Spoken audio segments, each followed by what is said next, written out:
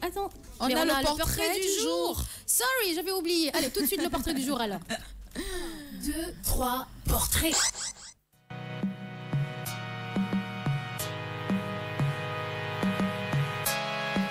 Vidal Kenmoué, c'est le nom de ce maître bottier dont le Cameroun est si fier. Et il y a de quoi. Des créations sur mesure de cette qualité sont rares et uniques. Vidal a déposé son âme pour de belles semelles. Longtemps au service de l'armée royale britannique, le jeune Camerounais de 29 ans préfère se consacrer à sa passion, chausser l'Afrique. Notre jeune entrepreneur a du goût pour la matière. Il sait la choisir, la tailler, la polir pour en faire de belles chaussures. À Douala, la finesse de ses finitions lui a valu le surnom de Vidal le maître bottier. Il a lancé sa propre marque et tente d'écouler ses produits dans un environnement hautement concurrentiel, un secteur souvent peu et mal connu. Je voudrais qu'en portant mes créations, chaque client retienne que sa chaussure a été faite pour lui, qu'il sente que j'y ai mis du temps, de la passion et beaucoup d'émotions, dit-il. Les choses Vidal sont fabriquées à l'ancienne et requièrent plus de 100 opérations manuelles et nécessitent environ 4 semaines de travail. Elles sont conçues à la demande du client et intègrent toutes ses exigences en matière de confort, de matière, mais aussi de fantaisie. Une personnalisation poussée sur tous les styles de chaussures qui permet de rendre chaque modèle créé par Vidal unique à découvrir absolument. Découvrons ensemble le portrait d'un ancien officier de la reine devenu maître bottier à Douala. Eh ben dis donc, devenu maître bottier à Douala et on a vu qu'il était avec Samuel Eto'o-Fils. Samuel Eto'o-Fils. Donc du coup, justement, Samuel, il achète chez lui. Oui. Il achète chez lui. Et il a plein d'autres clients comme ça.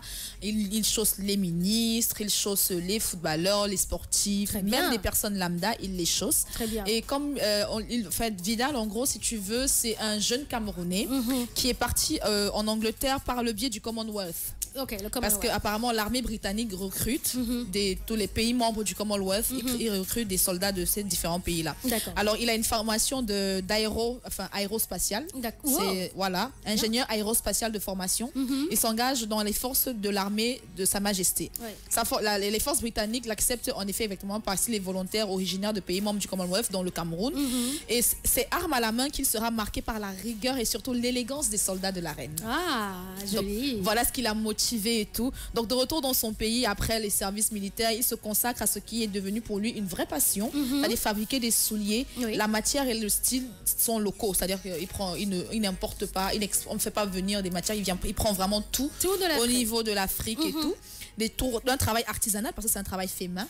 C'est pour ça que il ne fait des chaussures que sur commande du client. Que sur commande du client. Et il ne fait jamais 2 chaussures en même temps parce que pour une chaussure, ça lui prend au moins 4 semaines, c'est-à-dire 1 mois. Ah ouais. Il se consacre sur une chaussure, il y met du temps, de la passion, de toute son énergie pour mettre en place la chaussure et personnaliser.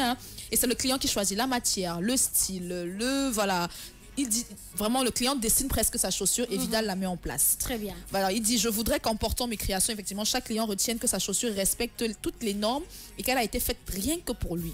Je voudrais que ce soit comme un échange et une conversation. Oui. Qu'il sente que j'ai mis du temps, de la passion et beaucoup d'émotions. Eh ouais, tu parles avec ta chaussure. Exactement. Une conversation entre toi et ta chaussure. C'est ça. Donc Vidal, lui, en fait, comment il a fait ça? C'est que pendant qu'il était à l'armée, comme il avait une passion pour la mode, il aimait beaucoup, il a vraiment été stupéfait par l'élégance des soldats.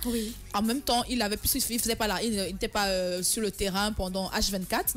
Il prenait un peu de son temps et il allait faire un petit stage. Il a fait un petit stage dans une on va dire un créateur de chaussures plutôt connu par contre, on le connaît bien, il s'agit de Derby, tu vois les chaussures, les Derbies. Bien sûr, les Derbies. Voilà. Donc Vidal a suivi une formation auxiliaire de l'armée dans un atelier dans la ville de Derby, d'où le nom Derbies. Son camp de base était situé dans la même ville, donc après chaque service, il profitait de son après-midi pour apprendre à faire des bottes. Très bien. Exactement. Si c'était un Sénégalais, ça allait aller traîner de gauche à droite, histoire de mes potes le c'est-à-dire quoi.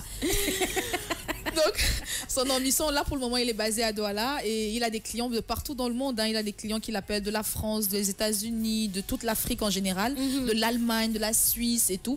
Et il confie que vraiment, son objectif, c'est de chausser le Cameroun, mais surtout de chausser l'Afrique. Et là, en ce moment, il est en train de chercher à former. Il n'y a pas beaucoup de demandes, il n'y a pas beaucoup de personnes, de jeunes aujourd'hui. Tu sais, les jeunes aujourd'hui, tout le monde veut être dans le bureau, tout le monde veut être dans la clim, tout le monde veut costard, cravate et tout. Donc lui, au ce moment, il est en manque de jeunes qui veulent apprendre à faire le métier. Yes. Pour le moment, il est pratiquement le seul qui fait vraiment de vraies chaussures, de vraies bottes en cuir au Cameroun. Et il recherche de la main des petits qui peuvent former pour pouvoir faire prospérer le métier. Très bien. Donc en gros, c'est vraiment l'histoire d'un jeune qui est parti en Angleterre, qui a travaillé auprès des soldats de l'armée britannique, de la reine d'Angleterre, qui en a eu marre à un moment, qui voulait vivre sa passion, qui est rentré dans son pays pour décider de chausser le Cameroun et l'Afrique. Très bien. 29 en ans. Tout cas, 29 ans. Merci beaucoup Seulement. pour ce portrait. Vraiment, j'espère que ça inspire énormément de personnes, hein, d'internautes et d'auditeurs. À 9h49 minutes de la matinale dans le studio Motorola. Alors Joyce, ce que je vais faire, on va me laisser la musique voilà, passer et puis on va aller chercher l'horoscope du jour. Et puis, comme d'habitude, je vais finir dans mes recettes de cuisine.